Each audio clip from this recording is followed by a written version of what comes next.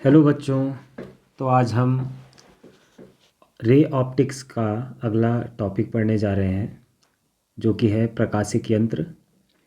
और इसमें हमारे पास दो टॉपिक आएंगे, सूक्ष्मदर्शी और दूरदर्शी। तो स्टार्ट करते हैं हम अपना टॉपिक। पहला है हमारे पास सिंपल माइक्रोस्कोप या फिर सरल सूक्ष्मदर्शी। इसमें हमारे पास क्या होता है, केवल एक लेंस होता है। ठीक है, केवल एक लेंस होता है, एक ही लेंस से मिलकर ये सूक्ष्मदर्शी बनता है। तो यह एक कम फोकस दूरी वाला अभिसारी लेंस होता है, यानी उत्तल लेंस होता है। इसे इस प्रकार से रखा जाता है कि वस्तु के फोकस और लेंस के बीच में हो। तो जो वस्तु होती है उसको हम फोकस और लेंस के फोकस और लेंस के बीच में रखते हैं। ठीक है, और प्रतिबिंब आभासी, सीधा और आवर्धित मिलता है। तो जैसे हम ये कह सकते हैं कि अगर ये लेंस है और इसका ये फोकस है तो वस्तु को हमको यहाँ कहीं पे रखना पड़ेगा बीच में। ठीक है, और जो प्रतिबिंब होगा वो आभासी, सीधा और आवर्धित मिलता है। जो कंडीशंस हमने उसमें पढ़ी हुई हैं कॉन्वेक्स लेंस के लिए, तो उसमें एक ही कंडीशन ऐसी होती है जिसमें प्रतिबिंब आभासी बनता है और सीधा बनता है। ठीक है, और कॉन्वेक्स लेंस के लिए वो क्या होती है कि जब वस्तु को, जो हमारा ऑब्जेक्ट होता है, उसको फोकस के अंदर को रखा जाए, तो इस कंडीशन में प्रतिबिंब ऐसे में बनेगा और आभासी बनेगा।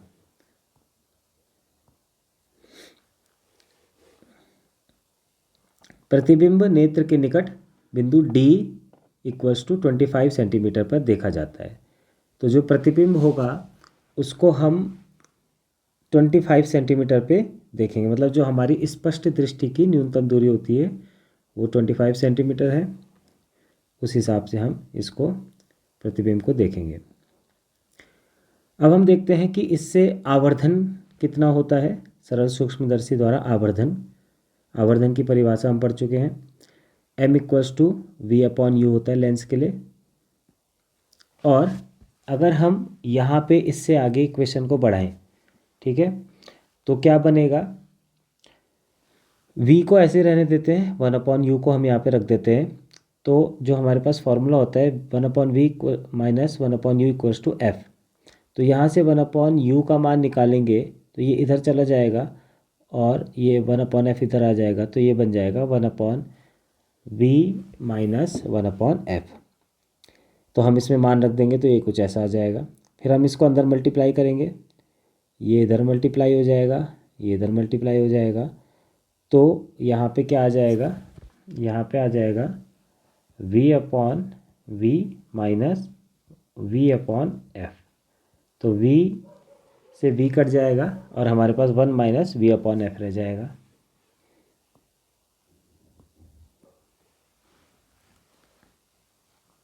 ठीक है, तो इसके आगे अभी हम देखते हैं क्या आया। तो जो v है वो ऋणात्मक होगा और परिमाण में d के बराबर होगा। ठीक है, अभी हम इसको चित्र में देखेंगे। तो हमारे पास आवर्धन आ जाएगा m = 1 + d/f। हमने क्या किया, हमारे पास क्या आया था, हमारे पास आया था 1 - v/f, ये आया था। अब हमने क्या किया, हमने इस v की जगह तो हमने माइनस का v रख दिया है, क्योंकि जो v है वो नेगेटिव है। ठीक है, दूसरी बात, ये जो v है यानी कि जो प्रतिबिंब बनेगा वो कहाँ बनेगा, वो हमारी स्पष्ट दृष्टि की न्यूनतम दूरी पर d पर बनेगा। तो v की जगह भी हमको d रखना पड़ेगा और f हमारा f ही रहेगा। तो हमारे पास फॉर्मूला बन जाएगा m = 1 + d/f।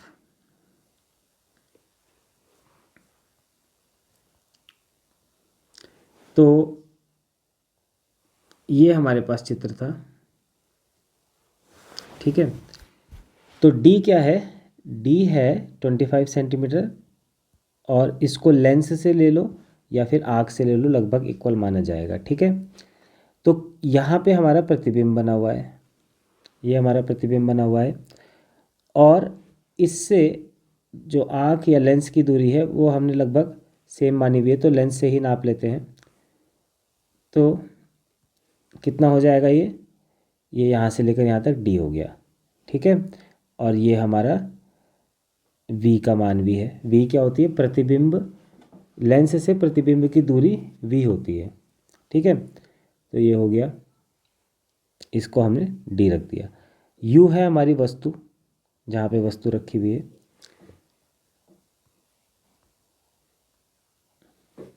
अब हम देखते हैं कि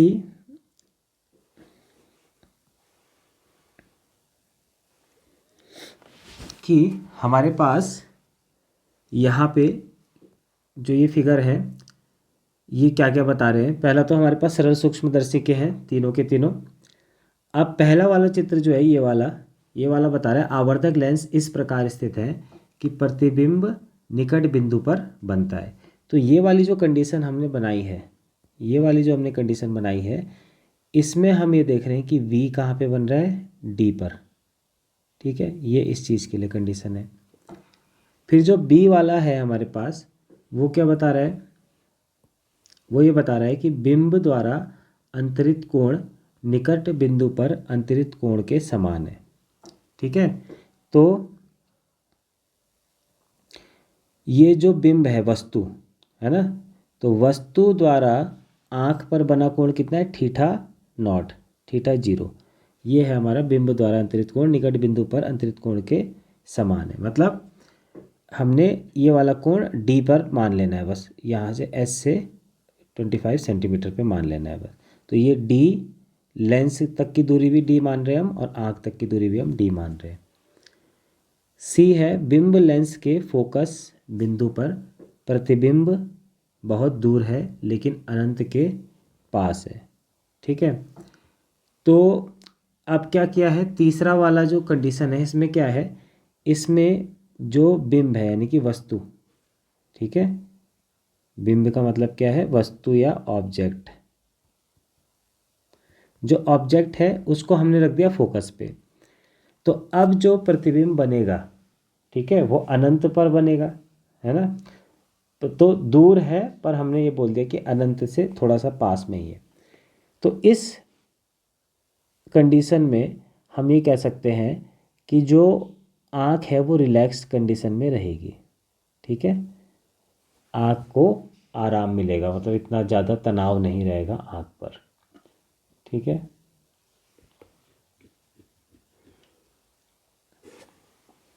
तो ये कंडीशन है, ये भी सरल सूक्ष्मदर्शी की है। इसमें हमने वस्तु को कहाँ रखा हुआ है, इसमें वस्तु को हमने फोकस के अंदर रखा हुआ है, और इस हिसाब से रखा है कि प्रतिबिंब डी पर बन जाए और हम आँख से बड़ा प्रतिबिंब देख लें, ठीक है। फिर कोण की बात की जाती है कि ये जो थीटा नॉट है ये हमने कोण माना हुआ है जब वस्तु डायरेक्ट आँख के सामने हम रखते हैं वस्तु को, तो बिना लेंस के जो कोण बन रहा है वो हमारे पास क्या है, थीटा नॉट लिख रखा है हमने। और जब हमने वस्तु को फोकस पे रख दिया तो जो प्रतिबिंब बनेगा वो अनंत पे बनेगा, और ये जो कोण बन रहा है, ठीक है, ये थीटा आई बनेगा।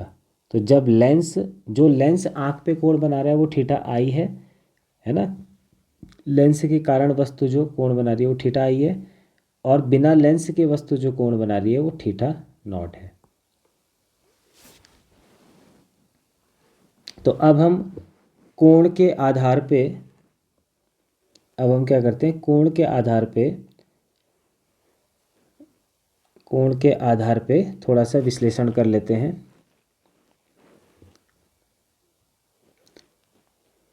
तो क्या है इसमें, पहले बात हम ये देखते हैं, जब प्रतिबिंब अनंत पर बनता है तो आँख आराम में रहती है, ठीक है। आँख आराम में मतलब रिलैक्स है। तो बिना लेंस के डी वस्तु पर रखने पर अंतरित कोण कितना होगा। तो बिना लेंस की बात करें तो बिना लेंस के ये वाला है, तो tan theta zero equals to h upon D. ठीक है, आधार बट वो लंब बटे आधार। ठीक है, इसके बाद हम क्योंकि हम मानते हैं कि कोण बहुत छोटे हैं तो ये टेन थीटा नॉट को हम क्या बोल देते हैं, सीधा थीटा नॉट ही बोल देते हैं। तो ये हमारे पास एच अपॉन डी बराबर थीटा नॉट आ जाएगा। इसके बाद जब बिंब यू पर है, ठीक है, हमने क्या कर दिया,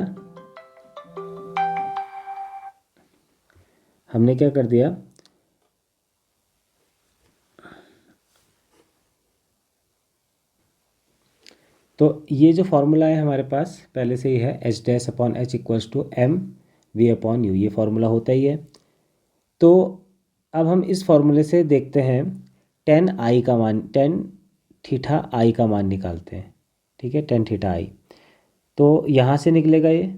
ठीक, अब जहाँ पे भी इमेज बन रही होगी वहाँ पे इस इमेज की साइज आ रही होगी एच डैश, और जो नीचे वाला होगा ये वाला आधार वो होगा माइनस वी, तो ये टेन थीटा बन जाएगा एच डैश अपॉन वी।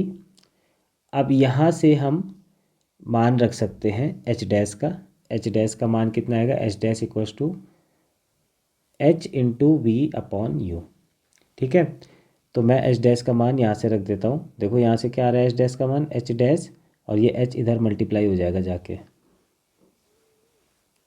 ठीक है, तो इधर मल्टीप्लाई हो जाएगा, तो ये आ जाएगा एच डैश की जगह h into v upon u, और माइनस वी पहले से ही है। ठीक है, तो वी से वी कट जाएगा तो एच अपॉन माइनस यू आ जाएगा। तो एच अपॉन माइनस यू किसके बराबर हो गया, टेन थीटा आई के बराबर हो गया, और टेन थीटा आई को हम क्या ले रहे हैं, थीटा आई ही मान लेते हैं। ठीक है, तो हमको थीटा नॉट भी पता चल गया, थीटा ओ, क्योंकि ऑब्जेक्ट डायरेक्ट ऑब्जेक्ट के लिए है, थीटा ओ अपॉन मतलब थीटा ओ भी पता चल गया और थीटा आई भी पता चल गया। अब यहाँ पे हम क्या कर सकते हैं, जब u माइनस एफ पर है, हमने फोकस पे रख दिया, तो u का मान माइनस एफ रख सकते हैं, तो हमारे पास आ जाता है theta i equals to h upon f. ठीक है, अब कोणीय आवर्धन का फॉर्मूला हम जानते ही हैं। कोणीय आवर्धन का फॉर्मूला क्या होता है, m equals to theta I upon theta not theta O. ठीक है, theta I upon theta O, तो थीटा आई का मान रख देते हैं और थीटा ओ का मान हम रख देते हैं, तो ये आ जाएगा डी अपॉन एफ। तो यहाँ थीटा आई का मान हमने रख दिया, ये एच अपॉन माइनस यू, और थीटा ओ का मान हम यहाँ से रख देते हैं एच अपॉन डी। तो देखते हैं कितना आता है, एच अपॉन माइनस यू और एच अपॉन नहीं ये वाला रखेंगे, H upon F, H upon F upon ये एच अपॉन डी। ठीक है, तो एच से एच कट जाएगा, डी ऊपर चला जाएगा, एफ नीचे आ जाएगा, तो बन जाएगा डी अपॉन एफ। तो ये फार्मूला बन गया हमारे पास 9.2 के लिए। ठीक है, इसका नाम हमने 9.2 दे दिया। तो मेरे हिसाब से इतना समझ में आ गया होगा। अब हम आगे बढ़ते हैं।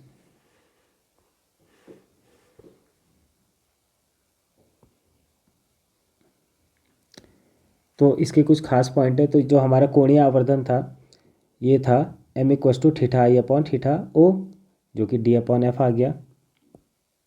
इसके लिए कुछ खास बात है, जब प्रतिबिंब अनंत पर बन रहा है तो निकट बिंदु की तुलना में आवर्धन थोड़ा कम होता है। ठीक है, जब अनंत पे बन रहा है तो आवर्धन थोड़ा कम होगा, लेकिन आँख के लिए आरामदायक होगा, क्योंकि आँख इस टाइम पे क्या होती है, थोड़ी सी रिलैक्स होती है, जो हमने पहले भी पढ़ा। इसलिए कई विश्लेषणों में ये मान लिया जाता है कि अंतिम प्रतिबिंब अनंत पर बनता है। इसी तरीके से सरल सूक्ष्मदर्शी के आवर्धन की जो सीमा होती है, वास्तविक फोकस दूरियों के लिए लेंस में अधिकतम आवर्धन लगभग m max is less than 9 होता है। ठीक है, तो क्या है कि इसमें हमने ये ले रखा है कि कुछ मिनिमम हम 2 या 3 सेंटीमीटर की फोकस दूरी ले सकते हैं। तो उसके आधार पे अगर हम वो फार्मूला लगाते हैं जो हमने अभी पढ़ा था 1+d/f वाला, तो उसके आधार पे मैक्सिमम वैल्यू हमारी 9 आ पाती है। तो ये है कि इस बुक में इसका एक्सप्लेनेशन तो नहीं दिया हुआ है एनसीईआरटी में, तो आपको ये ध्यान रखना है कि एम मैक्स जो होता है वो 9 और 9 से छोटा ही होता है, ठीक है। और ये कभी हो सकता है कि ऑब्जेक्टिव क्वेश्चन में बन जाए, तो ऐसा भी है। इसके बाद हमारे पास आता है संयुक्त सूक्ष्मदर्शी। तो संयुक्त सूक्ष्मदर्शी क्या है? Compound microscope.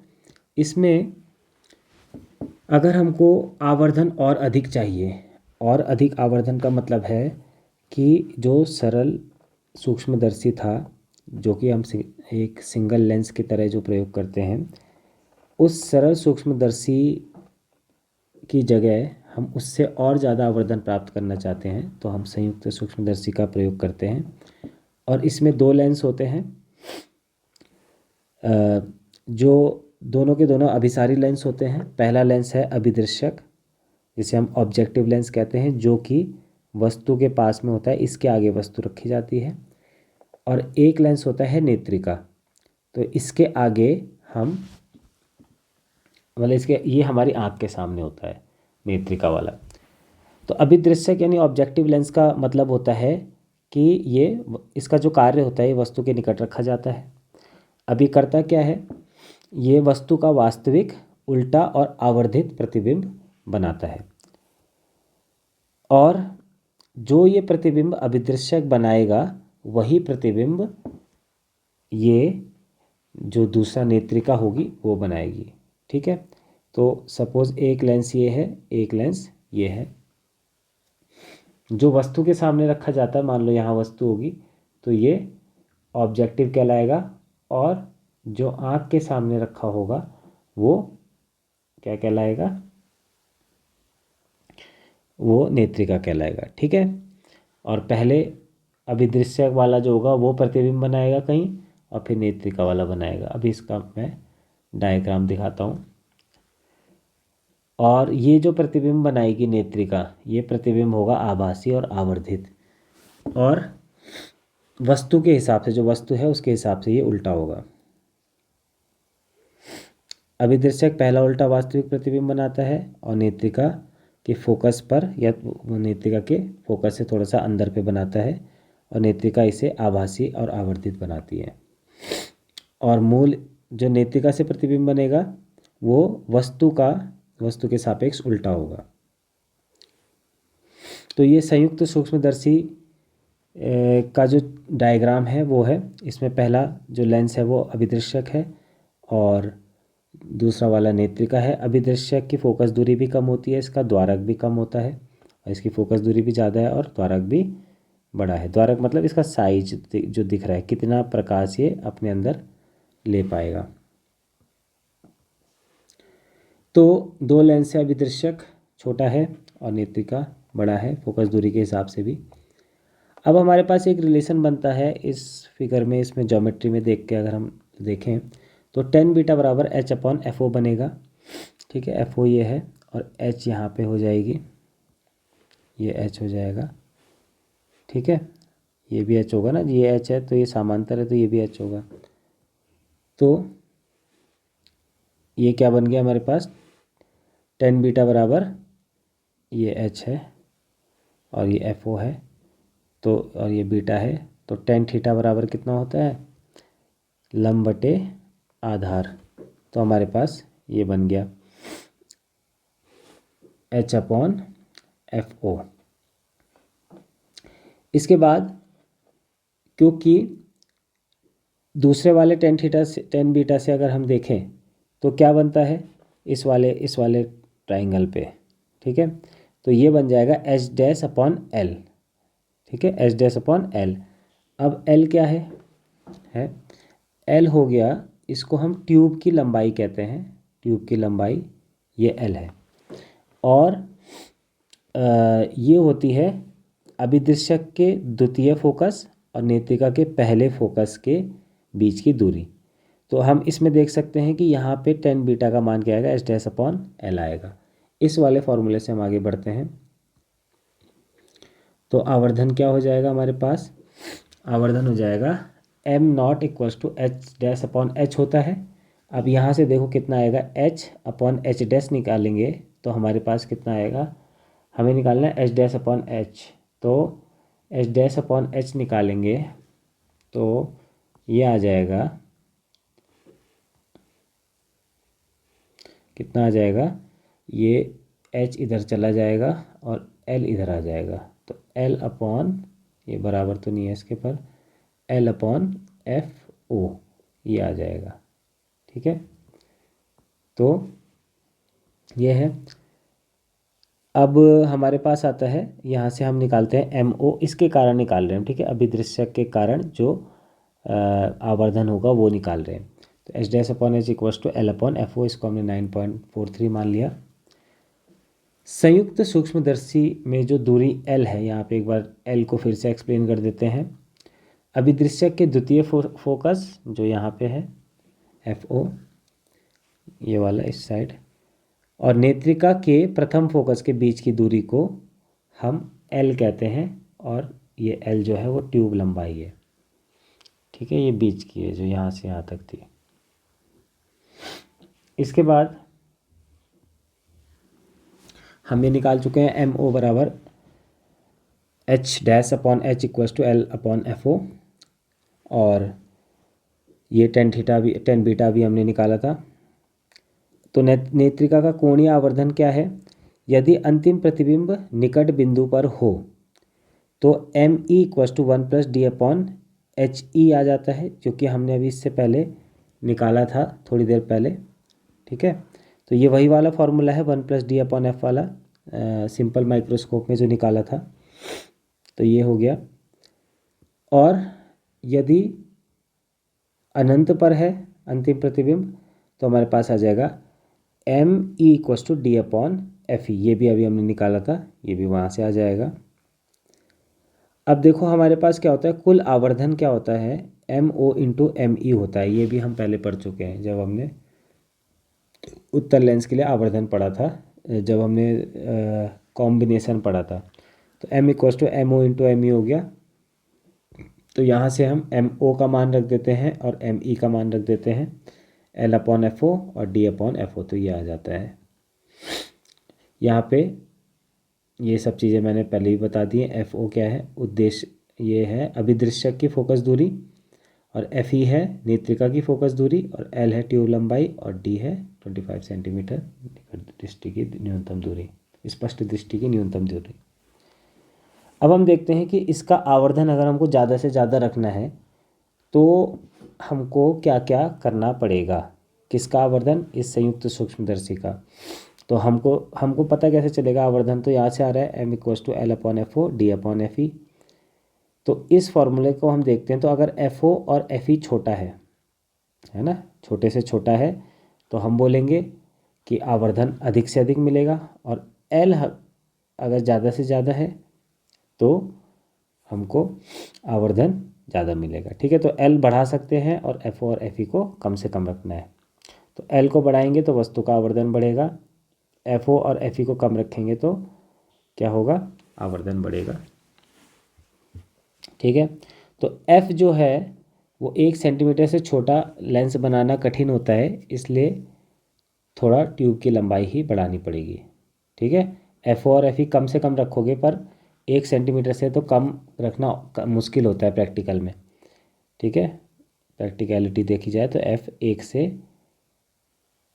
सेंटीमीटर से कम होना मुश्किल होता है, इसलिए हमको थोड़ा एल बढ़ाना पड़ता है और एफ ओ एफ ई कम से कम रखना पड़ता है। अब क्या है कि जो हमने माइक्रोस्कोप देखे होंगे लैब में, तो वो ऐसे नहीं होते हैं कि 2 ही लेंस लगा दिया और हो गया। इसमें क्या होता है, उसमें कई सारे एलिमेंट्स और भी यूज़ किए जाते हैं। तो हम इसमें क्या करते हैं, और माइक्रोस्कोप में सुधार किए गए हैं उसके बाद भी। प्रकाशिक दोष को कम करने की विधियाँ अपनाई गई हैं, प्रकाशिक दोष आ जाते हैं, इनके बारे में भी बात करेंगे। और छवि की गुणवत्ता बढ़ाई गई है। ठीक है, इसके बाद आता है दूरदर्शक। यानी कि टेलीस्कोप, दूरबीन भी कह सकते हो, पर हमारी किताब में दूरदर्शक नाम है। दूर की वस्तुओं का कोणीय आवर्धन देकर उसको समीप में लाया जाता है, पास में, मतलब दूर की वस्तु का इमेज हम अपनी आँख के पास में बनाते हैं। इसमें क्या होता है, इसमें दो लेंस है। पहले वाले को अभिदृश्यक कहते हैं, उद्देश्य गलत लिखा है, अभिदृश्यक, और दूसरे वाले को नेत्रिका। ठीक है, तो अभिदृश्यक और नेत्रिका दो लेंस हैं इसमें। अभिदृश्यक की फोकस दूरी और द्वारक दोनों अधिक है, यानी इस जो ये अभिदृश्यक है जिसके आगे वस्तु रखी जाएगी उसका द्वारक भी बड़ा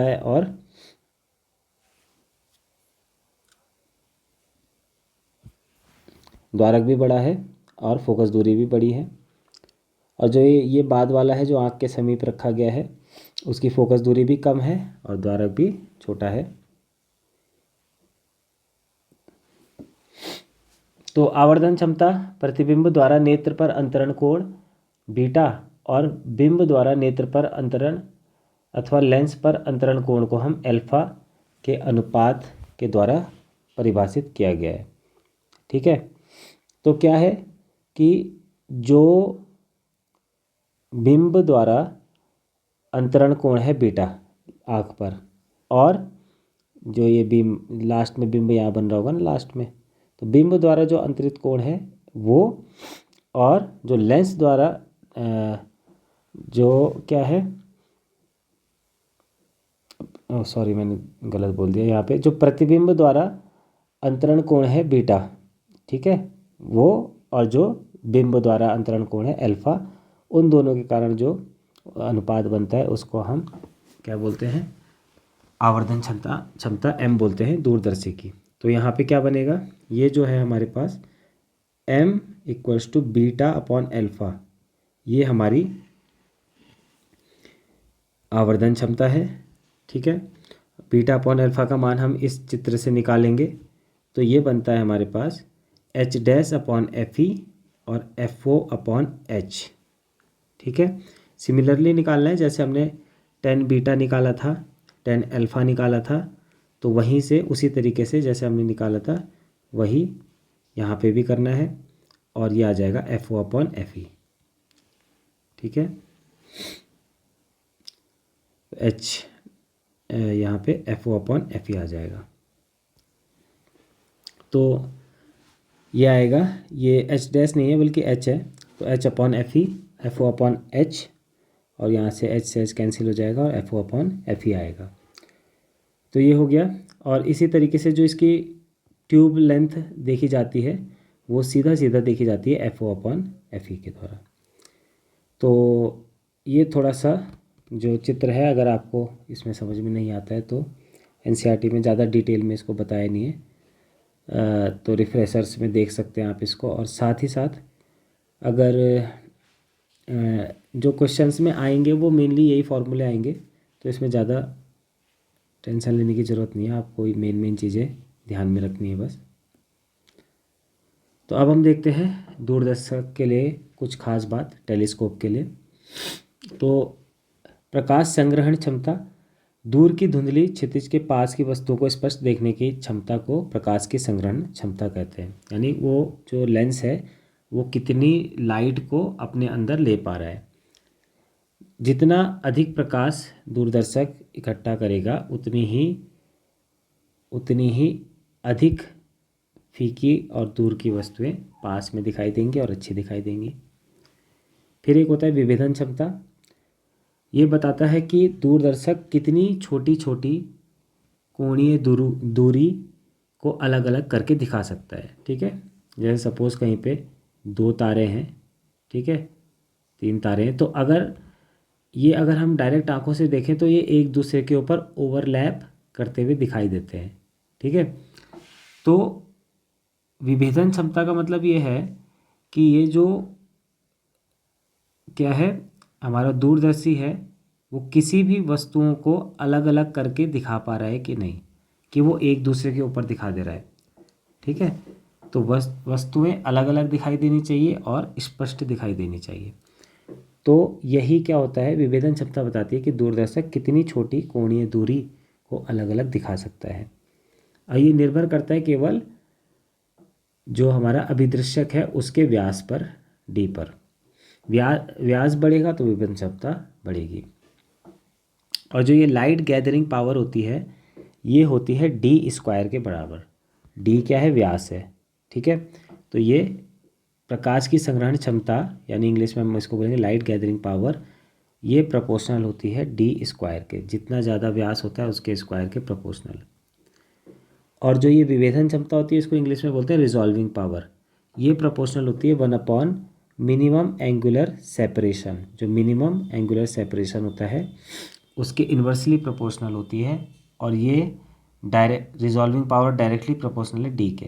तो ये छोटी छोटी चीज़ें हैं, ये बुक के अंदर छुपी रहती हैं, पैराग्राफ्स के अंदर उसको देखना पड़ता है, ठीक है। तो अब हमारे पास क्या होता है कि अगर हमारे पास, हम क्या बोलते हैं कि हमारे पास टेलीस्कोप है, तो टेलीस्कोप भी दो टाइप के होते हैं। एक टेलीस्कोप होता है जिसमें लेंस यूज़ होते हैं, उसको हम अपवर्ती या फिर रिफ्रैक्टिंग टेलीस्कोप बोलते हैं।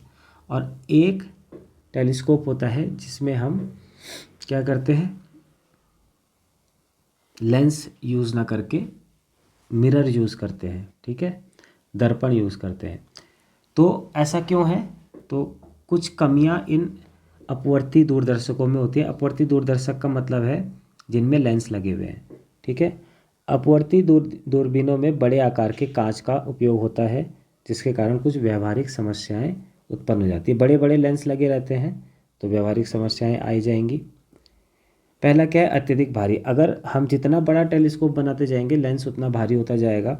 बड़े आकार का लेंस कांच से बनाया जाता है, कांच जितना बड़ा होगा उतना भारी होगा, तो उतना ही हमको द्रव्य जो दूरबीन है उसको संभालना मुश्किल हो जाएगा। अब कांच है, टूट ना जाए इसलिए उसको सावधानी से रखना पड़ेगा। झुकने और मुड़ने की समस्या, कांच के भार के कारण नीचों की ओर झुक जाता है, किनारों पर अधिक झुकाव होता है, इसलिए छवि डिस्टॉर्टेड हो सकती है। तो थोड़ा बहुत क्या होता है, घूम भी जाता है कांच उसमें, जब बहुत बड़े स्तर पे बनाया जाएगा। फिर आता है वर्ण विक्षेपण, क्रोमैटिक एबरेशन। कांच प्रकाश को अलग अलग रंगों में तोड़ देता है, प्रत्येक रंग का फोकस अलग अलग हो जाता है, परिणाम रंगों का फैलाव, छवि धुंधली होती है। जैसे प्रिज्म क्या करता है, प्रिज्म भी वाइट लाइट को कई अवयव रंगों में बांट देता है, 7 रंगों में बांट देता है ना।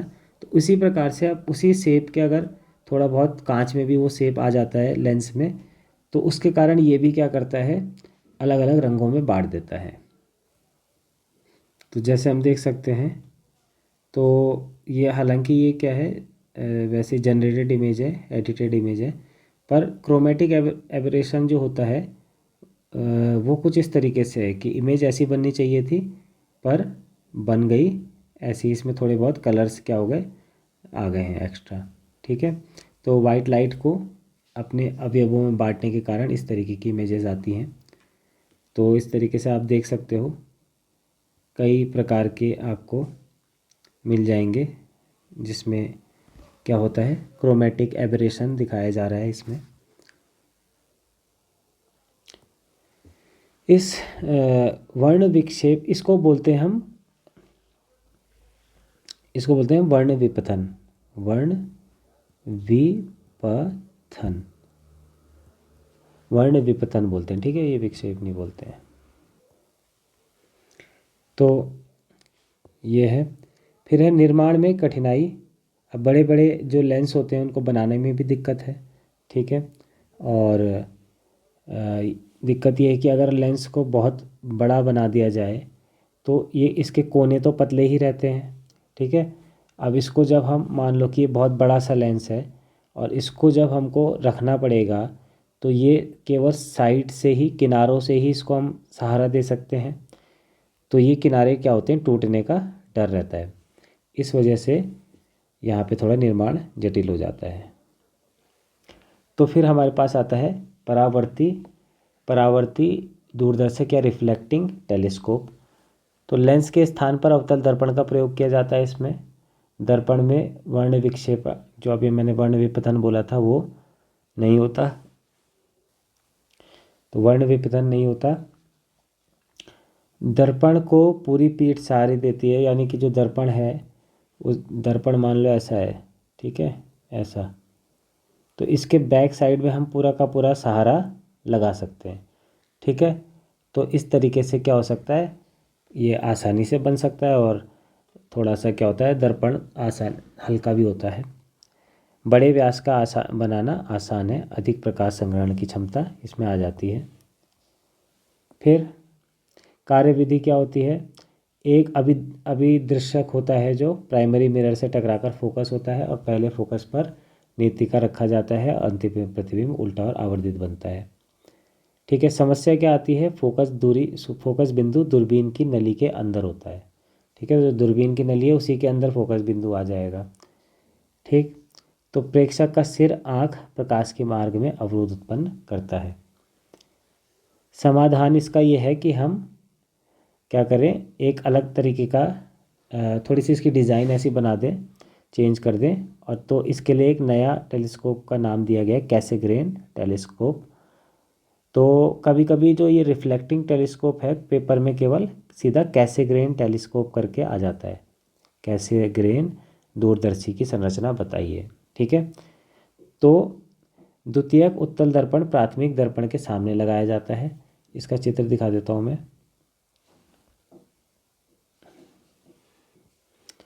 तो ये कैसेग्रेन दूरदर्शी है, इसका चित्र ये है, डायग्राम। और इसको याद रखना है, ये एग्ज़ाम में भी आ जाता है। तो जो ये है यहाँ पे, ठीक है, जो ये है, ये यहाँ पे क्या लगा हुआ है, एक अवतल दर्पण लगा हुआ है, और यहाँ से क्या आएंगी, प्रकाश की किरणें आएंगी, परावर्तित होंगी, और यहाँ पे नेत्रिका लेंस लगा हुआ है और हम यहाँ पे देख सकते हैं, ठीक है।